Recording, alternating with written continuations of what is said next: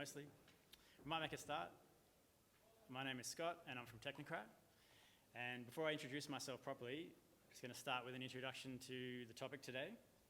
As you can see on the screen, avoiding epic fails, and hopefully how to win at Drupal projects. And so, for starters, let's talk about what an epic fail might consist of when it comes to Drupal projects. So, a few signs of this could be tears, yelling, budget blowouts, massive stress, could be accidentally deleting 3 weeks of content population, could be delivering a buggy solution, or it could be delivering a really great solution, but it's not what the client wanted. There's quite a lot of ways to fail in Drupal project land, but the premise of this presentation is that most of the Drupal projects that do fail do so because we fail to avoid certain traps that are common to every web project. You can have brilliant designs and talented developers working on your team. You can even produce a really brilliant solution, but that doesn't guarantee a successful project. So you consider this talk a travel guide for navigating Drupal project land safely with some tips on how to avoid the most dangerous traps. So, as I said, my name is Scott Anderson. I'm the CTO at Technocrat, and I've been working in web development for about 15 years. I wouldn't consider myself an expert, but Niels Bohr here, he is the scientist that discovered atomic structure. And you can see from his quote, he believes that an expert is a man who has made all the mistakes which can be made in a narrow field. So while I may not be an expert yet, I feel like I'm well on my way, as I've made many mistakes in the field of Drupal projects. All right, next. This is a picture showing the beginning of a new Drupal project. It's the start of the project and everyone is excited. Everyone is full of hope. And no one is really anticipating just how bad things could get if the project was to go awry. Now, how do we reach the far side of Drupal project land safely without becoming trapped in one of these 6 dangerous locations? Well, let's look at each one and we can figure out how to avoid them. Scope Creep Swamp. I'm pretty sure most of you are familiar with this place, at least to some extent. It's a very dangerous place. And there are 2 types of scope creep that I find we come across in most of our projects. The first one is additional functionality that gets added after we've made our estimates and planned and produced timelines. And then another more subtle type of scope creep, and that's where unforeseen complexity is revealed in something that we already had estimated for. And I'll give an example of each one of those. The first example is you're partway through your project, and the client says to you, oh, we forgot to mention, we also need the website to ping a geostationary weather satellite every 5 minutes and display the atmospheric pressure at the user's current location on the homepage. I'm hoping we can still fit that in the budget. Requests like that. Now that is scope creep, but that's fairly obvious. You can most likely see that coming and deal with it. An example of the second type is something more like this. You're working on a project and you've estimated on importing user data from a legacy system. However, once you receive the export file from the client, you find that it contains a strange Microsoft character set that hasn't been used since 1985. And you figure out that the only way you can get clean data out of this is to write a Visual Basic script using this old Microsoft library that converts the data into a usable format. So in that case, you were always planning to import the data. You just didn't know that it was going to be so terrible to get it cleanly into your system. Another one that you need to watch out for, and this is also an example of type 2, and that is sometimes we produce estimates and plans and timeframes on a particular set of requirements that we're given, but then during the process we might have like a design or a UX phase, and as that phase goes on, the designs are given to the client and the client says, oh no, but it needs to have this, this and this, and at that point it's very easy for additional complexity to be pushed into things that we already knew were there, but we didn't know it needed 7 different kinds of filters on this list of events, for example. So, how do we avoid this place, or how do we avoid getting trapped in this place? The first thing is recognizing what kind of project is this? What is the engagement type? Is it fixed price and fixed scope? If it is, then it needs to be really clear between yourself and the client that the estimates that you provided are based on your understanding of the project and what the assumptions you made were to arrive at those estimates. If the project really is agile, like real agile, What that means is it's not going to be fixed price and fixed scope, and there are ways in the agile process for dealing with it. So we don't have to worry about that so much. But what we often have, where we often fall into traps, is that we have projects which appear to be agile in some respects. Maybe there are certain agile ceremonies, maybe you're running sprints and you have stand-ups and you have backlog grooming and things like that, but you still have at some level a fixed price or a fixed scope that has to be delivered by a particular date. And those are the tricky ones, because they're the ones where the client can try to say, well, we can just use our agile processes to put these extra things in. And that might be true, but that's where the shark can come and get you, because if it was fixed price, you need to be able to deal with that scope creep in the right way. So how do we do that?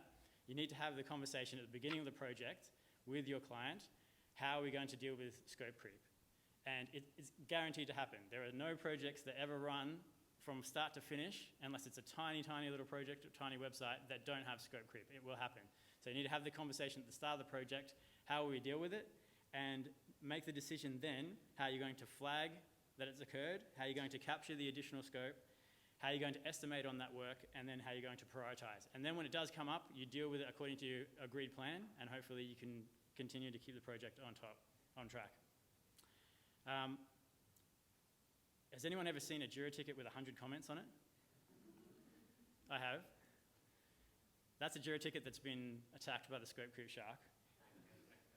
And what I would suggest is when you're dealing with a particular task and it's starting to grow in scope, rather than continuing to expand on that one ticket, stop the ticket where it is and create a new one that captures the additional scope. And hopefully you can deliver what you originally intended to deliver, and then you've got another ticket which is the extra scope. And that way it lets you see it, visibly see the additional scope, and it lets you prioritize it more cleanly. It also means that if someone else has to come and pick up that ticket later, they don't have to read through 100 comments just to figure out where you're up to.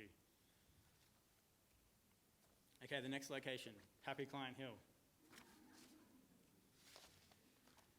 This place is also subtle. It might not seem dangerous, but it can be dangerous in the end. What is this place? This is the temptation to keep your client happy by shielding them from bad news. And I think we all fall into this trap sometimes. A couple of examples of this could be you're running a few weeks behind schedule and your client comes and asks you if you're still on track to hit your deadlines. What do you say? Yeah, no worries, we got this.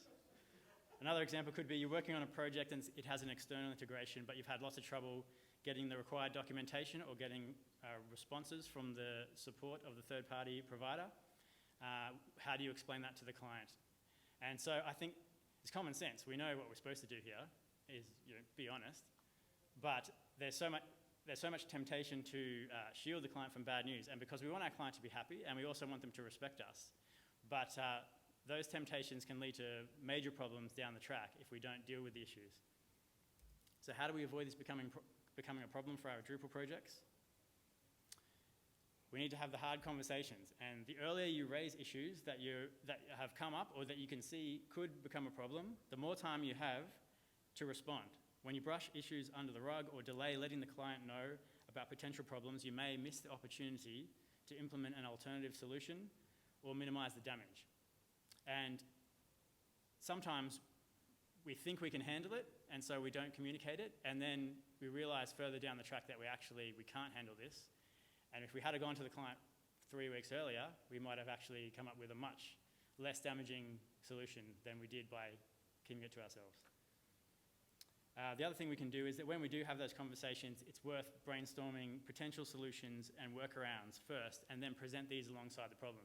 At least then you can come and say, well, here's the bad news, but I have some good news also. Sometimes we avoid the hard conversations because we're worried about looking bad, but instead of being worried about losing our clients' respect, what we should do is win their respect by communicating clearly and honestly and by offering well thought out solutions.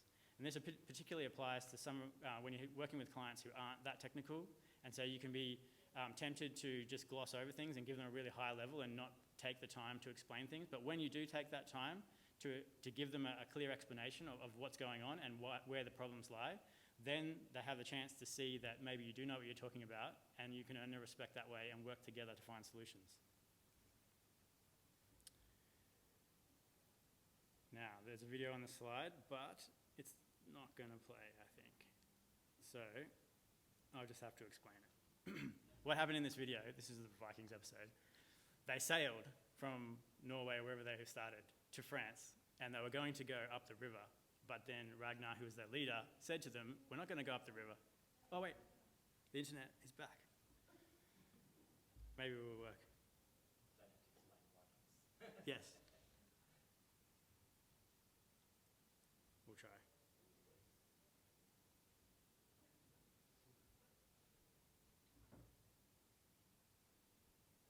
To listen instead of talking. We are going to lift the boat up the cliff.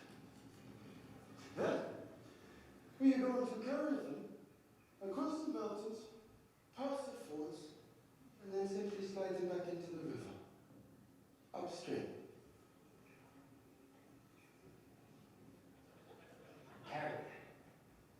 Up there. Yes. Up there. You can do that, can't you, Floki?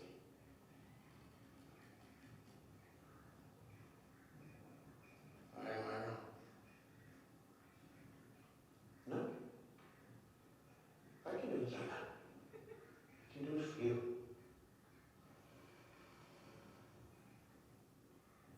Everything I do, Lana, is for you.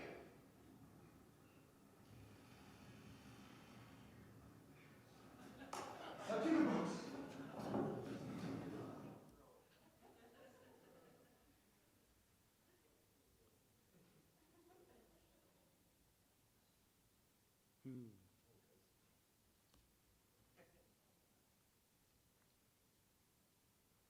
All right, hopefully back. Cool, okay. Does that feel familiar to anyone in projects you've worked on? Okay, so this is Surprise Springs, and this occurs when large unexpected changes happen in the project, and it could be the project team, it could be client contacts, it could be scope, the technology you're using, or the timeline you were planning on delivering. A couple of examples, there's a really broad range of examples that could come up here, but a couple of examples. You're midway through the project and your lead developer wins the lottery and quits his job. Or you're partway through the project and the client's company gets bought out, or the department gets merged, and the new product owner comes in and says, we're going to start the UX process again. And then you have the look on your face that they had when he said, we're going to lift the boats up the cliff. So, how do we handle this situation? You need to become not too emotionally invested in the solution that you've devised. And I think this can happen, speaking as a developer, this can happen more from a developer point of view, is that you've architected a beautiful solution and you're convinced that it's the answer to everyone's problems. And then when things change, you're reluctant to give it up. But we have to remember that the solutions we devise are a means to an end, not an end in themselves. The solution you design is never final. The best solutions are often revised, pruned, refactored to fit changing requirements or to fit a changing understanding of our requirements. Okay, Shortcut Shores. This is a very tempting place to visit, and we probably all visited at some point. This is where we attempt to save time or cost by skipping certain project tasks or assigning tasks to the wrong team member. So a few examples of how we might end up in this place. You might hear someone say, we don't need the designer to produce mobile versions for every desktop design, just let the devs work it out. Or, we'll come back and finish the documentation later. Or, let's keep our QA process light and let the client carry the load. I've heard all of these shortcuts used before, or seen them used before, and they normally end badly. So how can we avoid this place? Let the designers do the design, but also let the PMs do the PMing. Sometimes we think it's going to be too costly or too time-consuming to bring in someone to do a particular task. The designer can guess what this particular page should look like on a mobile, the developer. But from a developer point of view, it's a very bad idea to get developers to design things, unless they happen to be brilliant designers at the same time, but that's rare. When we understaff a project, it slows it down and it ends up costing more, because asking people to take on tasks that are outside their skill sets results in poorer outcomes and slower delivery. And a lot of time you think you're saving time by not doing certain things, like not producing some documentation up front that tells the developers how to set up their project properly. But in the end, it actually slows you down. So if you want to go fast, take the time to do things correctly from the beginning. Make sure your requirements are clearly articulated. Make sure the documentation you need is produced. Make sure you have a clear QA process. The time you save up front by skipping tasks like these will be lost many times over down the track. Another place to be aware of, Migration Meadows. So what is this place? This is unplanned or underplanned migrations or content population processes. A couple of examples of how this could come to bite you. Early on, the client says something like, yeah, we have some news articles that we need to bring across from our old site, and some of them have PDF attachments. And so that sounds fine, perfectly reasonable. And then towards the end of the project, they give you an export file. Okay, here we've got those articles now. There's 100,000 of them, and there's about 200 gigabytes of PDF attachments that we need to import. Suddenly, the process looks a lot different. Another example could be that you've discussed with the client about you've left a week just before launch to populate the website, and everyone thinks, oh, that's enough. Well, that's a good idea. And then you get to that week, and then the client says, oh, I thought that you would populate the website for us. Like, oh. And we've got all the content here in Lotus Notes. So how do we avoid getting trapped in this place? Well, two things. Content migration is always a high risk item. There's a lot of things that could go wrong, so we need to start as early as possible on planning. We need to request data exports as early as possible, or API details, depending on where the content is coming from, and begin work on your migration scripts and your mapping as early in the project as you can. And the second part of it is setting expectations. No migration is ever perfect. No content population process will ever achieve the exact results that the client may have envisioned in their minds. So if we can set expectations, realistic expectations for timeframes, styling, completeness, then we'll hopefully prevent tears and or yelling. Another place to avoid, dusty deployment depot. Some deployments are painful.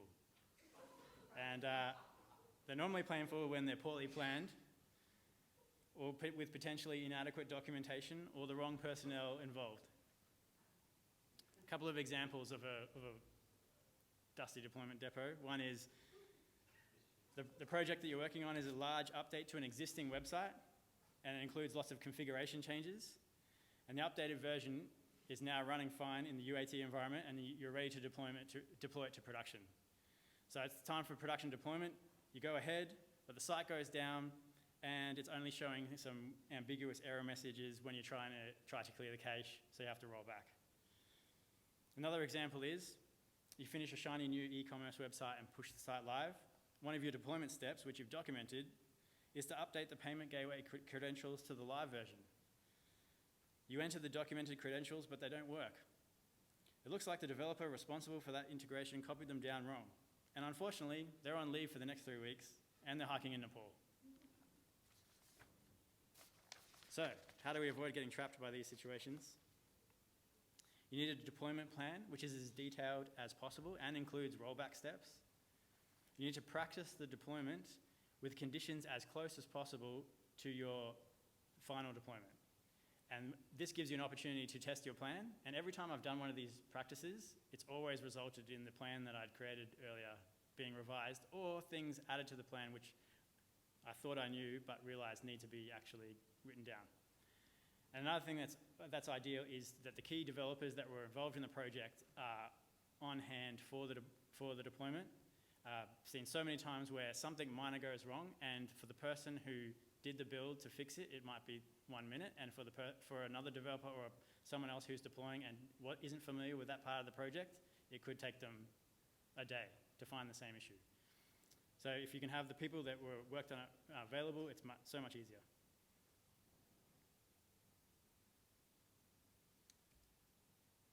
Okay, back to our friend Niels Bohr. Actually, before that, what we can do is if we can avoid these dangerous locations, then we'll be well on our way to a successful Drupal project. And even when you attempt to avoid them, you will make mistakes, but that's okay. If we learn from our mistakes and keep improving, then we'll increase our chances of success every time we run a project. Going back to Niels Bohr, he provides a great example of the benefits of learning from your mistakes. We can let those mistakes drive us towards better planning, quality processes, and successful outcomes. You could start out breaking tons of windows, as Niels Bohr did in his university, but if you keep improving, you may even one day end up with an unlimited supply of free beer.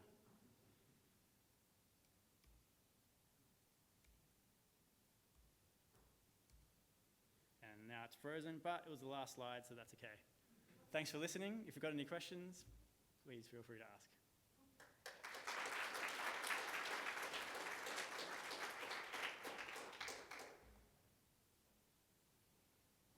Yes. How much do all those things depend on having good project management and good Yeah.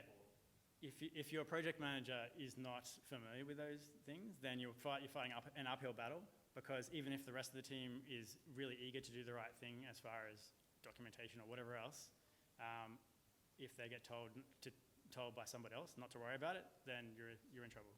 So very much so dependent on the project manager.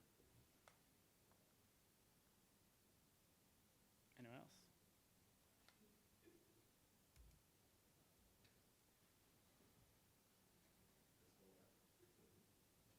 Did you think about another category called like lone developer bridge or something like that, where the developer's expected to do all those things? Yeah, well, that partly comes under that one, like letting the designers do the design, let the PMs do the PMing, and let the developers do the coding. But yeah, I've seen that many times, is developers picking up the slack for doing the BA work and defining the scope, and then writing the acceptance criteria, and then doing their own development, and then maybe QAing as well. So it's going to lead to problems.